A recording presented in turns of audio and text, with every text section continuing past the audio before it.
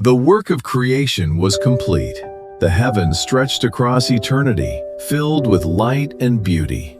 The earth stood alive with rivers, mountains, forests, oceans, birds, animals, and every living thing that God had spoken into existence. But among all that He had created, there was one place unlike any other, a place prepared with extraordinary care, a place where heaven and earth seemed to meet, a place that would become the first home of humanity. The Bible calls this place Eden. It was not merely a garden, it was the perfect environment created by God Himself for the people He loved. Every detail reflected His wisdom, every landscape displayed His beauty, every living creature existed in complete harmony. No fear disturbed its peace, no suffering had ever entered its borders, no death had cast its shadow over its fields. Everything was exactly as the Creator intended. To the east, God planted a magnificent garden unlike anything the world would ever know again. Gentle hills rolled beneath brilliant blue skies. Crystal clear rivers wound peacefully through fertile valleys. Towering trees spread their branches high into the sunlight. Flowers covered the ground with colors beyond imagination. The air itself seemed alive with freshness and peace. Birds filled the heavens with joyful songs. Animals wandered freely without fear. Predators did not hunt. The weak did not hide. Every creature lived together in perfect harmony beneath the loving care of their Creator. Through this extraordinary garden flowed a mighty river. Its waters were pure, sparkling like crystal beneath the morning light. As the river left the garden, it divided into 4 great rivers that would nourish the lands beyond Eden. Wherever the waters flowed, life followed. The earth flourished beneath God's blessing. Every tree within the garden was beautiful. Some rose high above the landscape. Others spread wide branches that provided cool shade beneath the afternoon sun. Their leaves shimmered gently in the breeze. Their fruit hung heavy from every branch. Nothing within Eden lacked abundance. Nothing suffered from decay. Everything reflected life in its fullest form. Among all the trees stood one unlike the others, the tree of life. It stood near the center of the garden as a visible reminder that life itself came from God. Its beauty surpassed every other tree surrounding it. Its presence declared that the Creator alone was the source of everlasting life. Nearby stood another tree. It appeared just as beautiful. Its fruit seemed just as desirable. Nothing about its appearance suggested danger, yet this tree carried a purpose unlike any other. It was the tree of the knowledge of good and evil. God had placed it there for a reason. Not as a trap, not as a temptation, but as a gift of genuine choice. Love cannot exist without freedom. Obedience has meaning only when another choice is possible. For the first time in creation, humanity would have the opportunity to trust the one who had given them everything. Soon, God would speak a simple command, a command that carried both freedom and responsibility. One tree would remain untouched. Not because it was evil, but because trusting God would become the foundation of humanity's relationship with its Creator. The Garden of Eden stood ready, perfect, peaceful, overflowing with life. Yet the greatest chapter of its story was only about to begin. For the first man would soon open his eyes within this extraordinary paradise. When God finished preparing the garden, He placed the first man within it. Adam opened his eyes to a world untouched by sorrow. The first thing he experienced was not fear, not loneliness, not pain, but peace. Every breath carried the freshness of creation itself. Every sound echoed with harmony.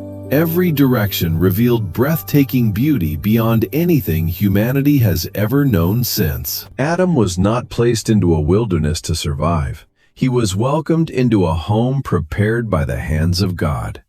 The Garden of Eden was both his dwelling and his responsibility. God invited Adam to cultivate the garden and care for everything within it. This was not exhausting labor. There were no weeds, no droughts, no disasters. Creation responded perfectly to its Creator's design. Every task became an act of joyful stewardship. As Adam walked through the garden, he began discovering the incredible diversity of God's creation. Towering trees stretched above him. Crystal rivers reflected the brilliant sky. Gentle breezes carried the fragrance of flowers across the valleys. Every corner of Eden revealed another masterpiece created by God's wisdom.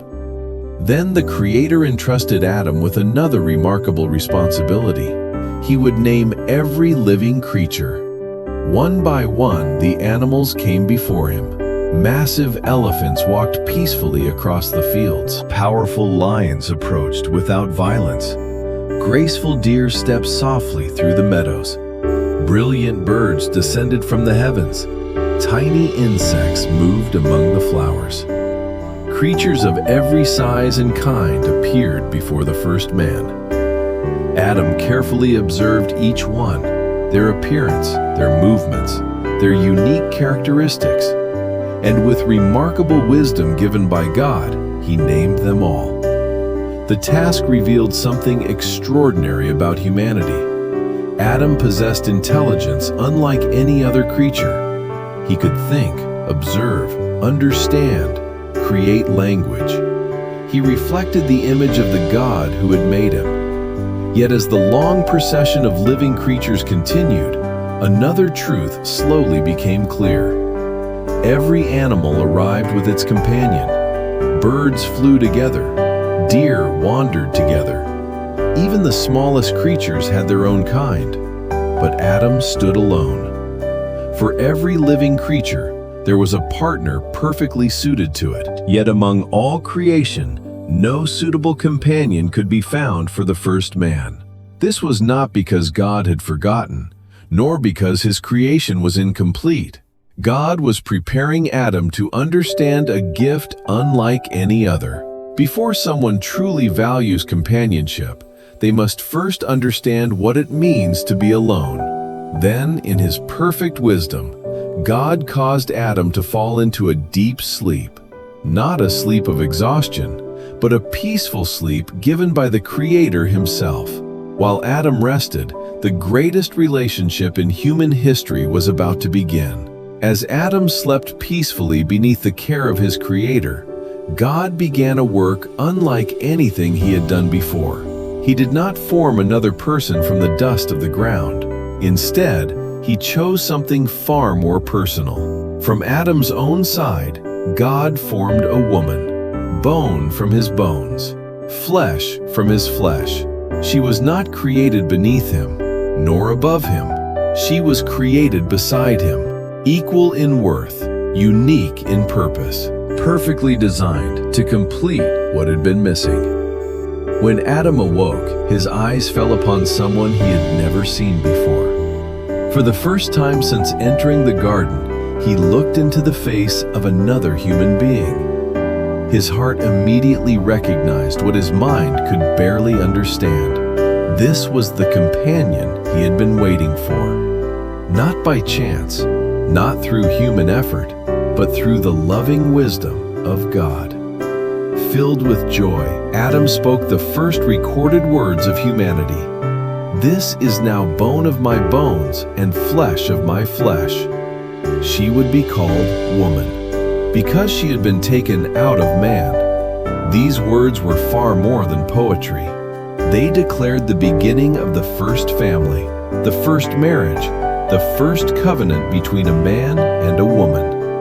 Long before nations existed, long before kings ruled, long before any human law was written, God himself established marriage. It was His design from the very beginning. The Bible tells us that a man would leave his father and mother and be united to his wife. The two would become one flesh, not merely living together, not simply sharing the same home, but united in heart, purpose, and life. Adam and Eve stood together in perfect innocence. There were no secrets between them, no fear, no shame, no guilt, no broken trust.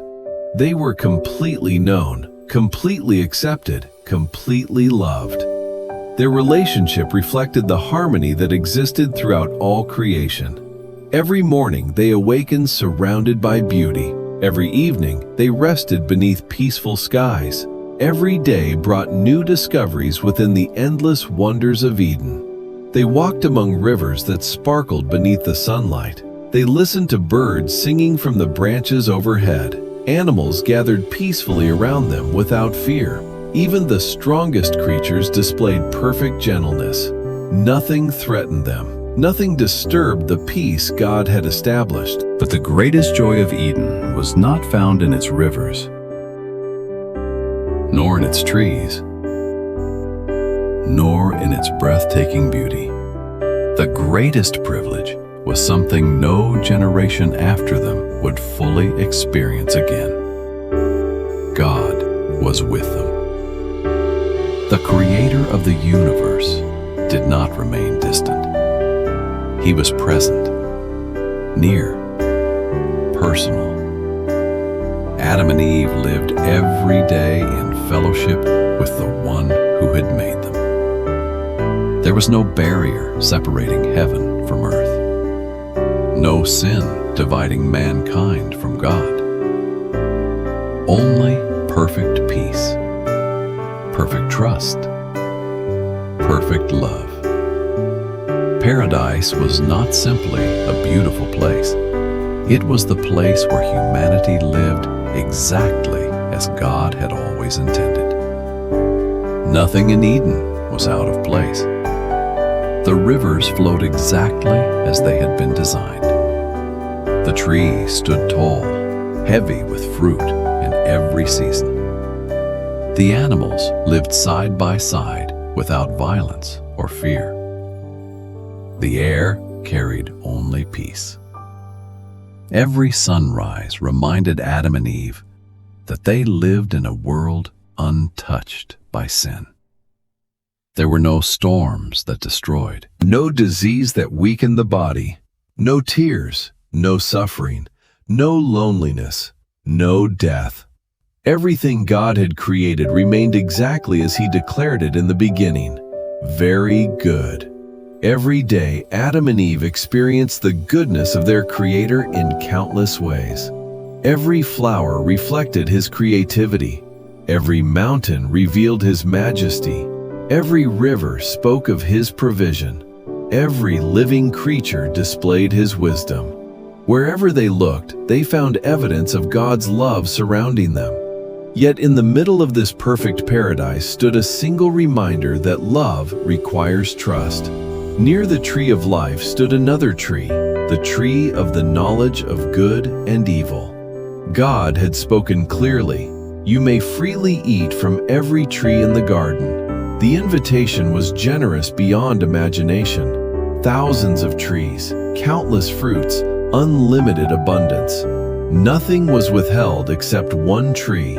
Then came the command, "But you must not eat from the tree of the knowledge of good and evil." The command was simple, easy to understand. It did not exist to remove freedom. It existed because true obedience can only exist where a choice is possible. Without choice, there can be no trust. Without trust, there can be no genuine relationship. God desired children who loved Him willingly, not creatures forced to obey. Adam and Eve understood the command. Nothing confused them. Nothing was hidden from them. They possessed everything they needed to live forever in joy and peace. As the days passed, they continued walking through the beauty of Eden. They cared for the garden. They delighted in one another. They enjoyed the presence of God. Paradise seemed unshakable. Nothing suggested that such perfect peace could ever end. Nothing hinted that darkness would one day enter this beautiful world. Yet beyond what human eyes could see, another story had already begun. A rebellion that had started in heaven would soon reach the earth. An ancient enemy was preparing to appear. Not with armies, not with violence, but with a single question. A question that would change the course of human history forever. The perfect world stood silent. The garden rested beneath the golden light of another peaceful day. Adam and Eve had everything except the knowledge of how quickly paradise could be lost. The next chapter of the Bible would reveal humanity's greatest tragedy, and at the center of that story, a serpent quietly approached the Garden of Eden.